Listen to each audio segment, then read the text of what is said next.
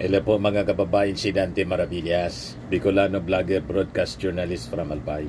Ito yung mainit na pinag-uusapan ngayon. Ang sabi si Chis Escudero at saka si Martin Romualdez, baka makudita.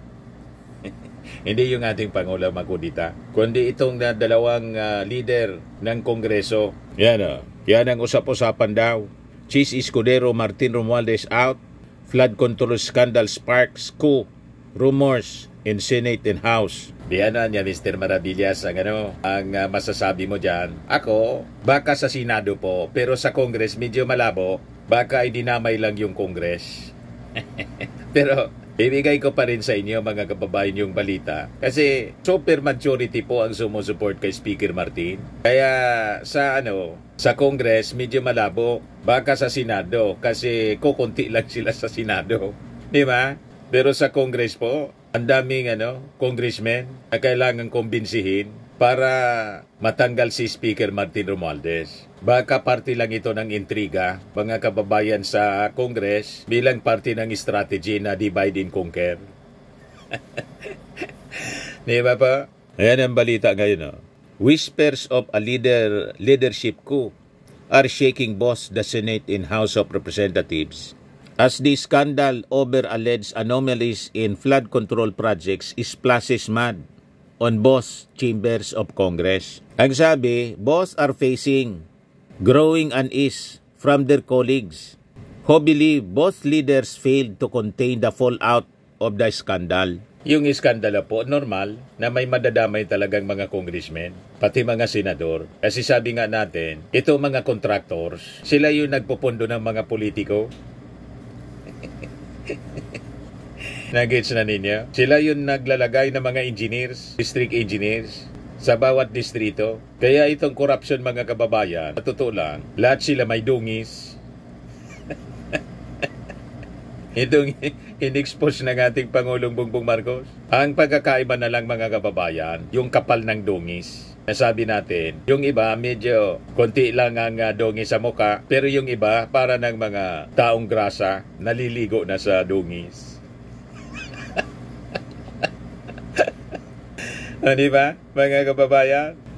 So, ang sabi dito, yung tiwala daw sa liderato ni Escudero at saka ni Martin Romualdez, bumagsak as a result of the controversy.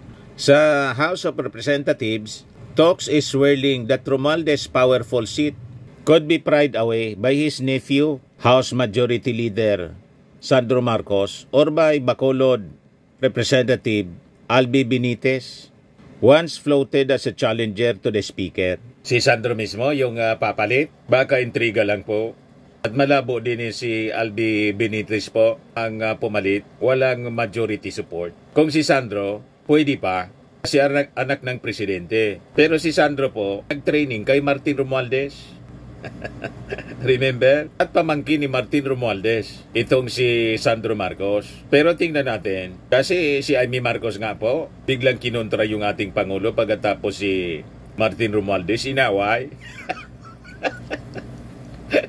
Sa politika po, everything is possible. Tingnan natin. Pero mas incline akong maniwala na iniintriga si Martin Romualdez. Pinalitaw pa si Sandro Marcos, saka si Albi Benitez. Anyway, magdidesisyon yan mga kababayan. Yung majority of the members ng Congress. At siyempre kung walang basbas sa ating Pangulo, mahirapan. Di ba? So sabi dito sa balita ng Politico News, the Senate is hardly immune. Rumors suggest Senate Minority Leader Vicente Tito Soto may be plotting to come back to reclaim his old post.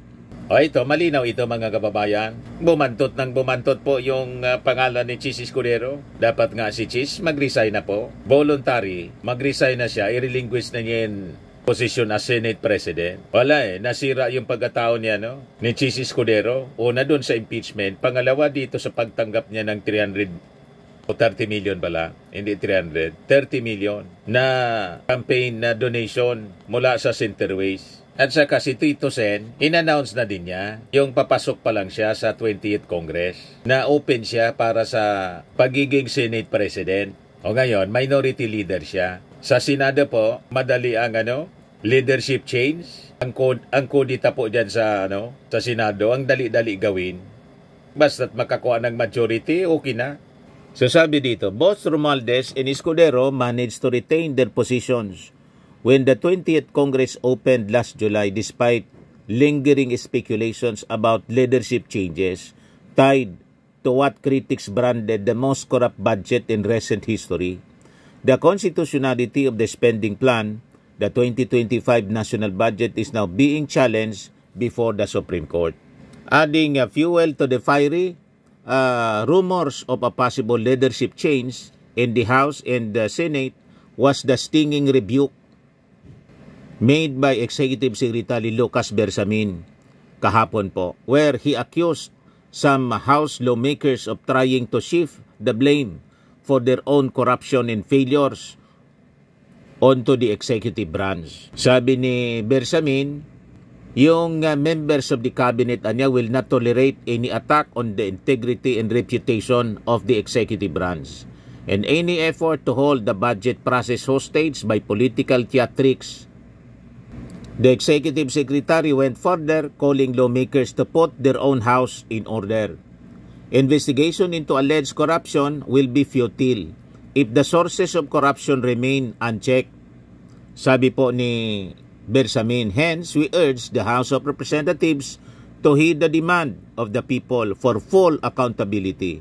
Clean your house first. Linisin muna niya ninyo yung bahay ninyo, sabi ni Bersamin kahapon sa kanyang pinalabas na statement. O ngayon, yung ating Pangulo lumarga pa Cambodia, may pasaring, pero pabiro man lang po, yung ating Pangulo sa mga members ng kanyang gabinete. Ayan po. Sabi dito sa report ng ABS-CBN, sa kanyang pre-departure statement before flying to Cambodia para sa 3 araw na state visit, yung ating Pangulo, sinabihan yung mga members ng gabinete niya, I hope lumamig na mga ulo ninyo. But I will have to just say that I perfectly understand why you are feeling unjustly beleaguered. Kuminit yung ulo ng mga gabinete kasi nagtuturuan po. Kayuan niya may gawa niya na insertions. O ngayon, kanina po, in-expose ni Ping Lacson na yung USEC ng DPWH nagtatawag daw sa mga legislator, sa mga senador, congressman, para magsingit ng insertions. Ayan pinangalanan po ni Lacson, si DPWH USEC, Maria Catalina Cabral, tumawag daw sa staff ni Tito Sen, Senador Tito Soto, para magsingit na niya kayo. Magsingit na niya kayo ng mga insertions ninyo sa budget. So makikita ninyo sa buwatan po. O ito yung pre-departure statement ng ating Pangulo. Pakinggan natin po.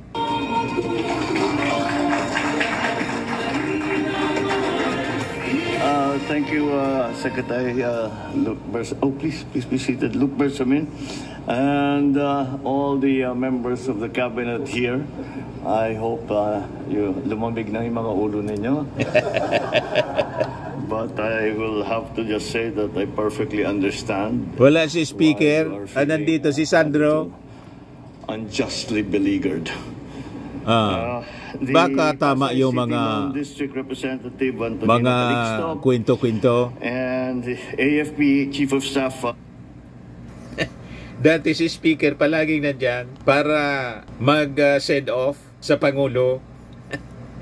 At most of the time kasama sa mga foreign travel po. At kahit nga po sa mga pag-iikot ng ating Pangulo sa iba-ibang parte ng ating bansa, tulad ng mga inauguration po, laging kasama dati si Speaker Martin. Pero ngayon, lately, parang wala. Hindi na niya kasama. Baka totoo yung bali-balita. At nakita natin dito si Sandro Marcos. Kahit dito sa pagpunta niya sa Boholo, wala si Speaker Martin. Yan wala dito si Speaker Martin, si Sani Angara kasama. Tapos si DA Secretary Cho Laurel. Yan Dati laging kasama si Speaker po. Baka tama yung mga sumisingaw na balita. Baka ipalit si Sandro.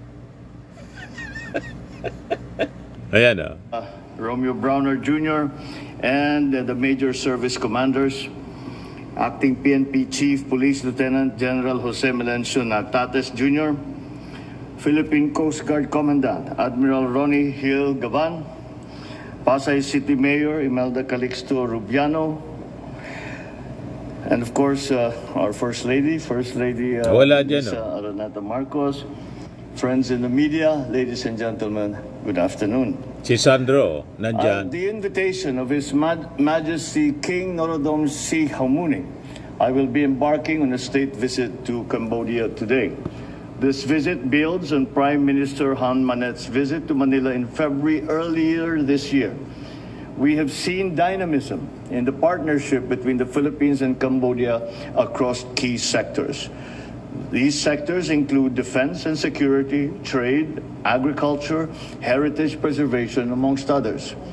So during my visit, I will discuss ways to further diversify our cooperation and strengthen our intra-ASEAN relationships and exchange by capitalizing on our complementary strengths in the face of global economic headwinds. To this end, we will discuss expanding our commercial relations and building more resilient value chains. Through intensified defense and security cooperation with Cambodia, we hope to uphold a peaceful, stable, and resilient ASEAN community. The historic friendship between our peoples dates back centuries, even prior to the formal establishment of our diplomatic relations in 1957. The connections between Filipinos and Cambodians remain vibrant and mutually beneficial to this day. In the Kingdom of Wonder, that is Cambodia, we have around 7,500 Filipinos that are there on the spirit of friendship and camaraderie from the Pearl of the Orient and contribute meaningfully to the growth and development of Cambodian society. As a reflection of our two countries' commitment to mutual growth, our countries have likewise engaged in South-South cooperation through the scholarships given to Cambodian students by the Philippine government in our higher education institutions, specifically in the field of science and technology. The Philippines has been a resolute partner of Cambodia in addressing both traditional and non-traditional security challenges confronting our region, such as transnational crimes. As the Philippines prepares to take the helm of ASEAN in 2026, my visit will reinforce the importance of ASEAN centrality and our commitment to build a progressive and inclusive region. I look forward to all of these very productive meetings that we have scheduled, and I am sure that we will find many, many ways that will be that we can develop to be beneficial to both our countries, Cambodia and the Philippines. Maraming salamat po. Magandang hapon sa inyo lahat. Wala talaga si Speaker. Si Sandro dati hindi man nag-send off sa ating Pangulo. The usual na nakikita natin si Martin Romualdez at kasama palagi sa mga foreign travel ng ating Pangulo. Pero ngayon, lately mga kababayan, after na pumutok itong controversy sa mga flood control projects, parang dumistansya si Speaker Martin.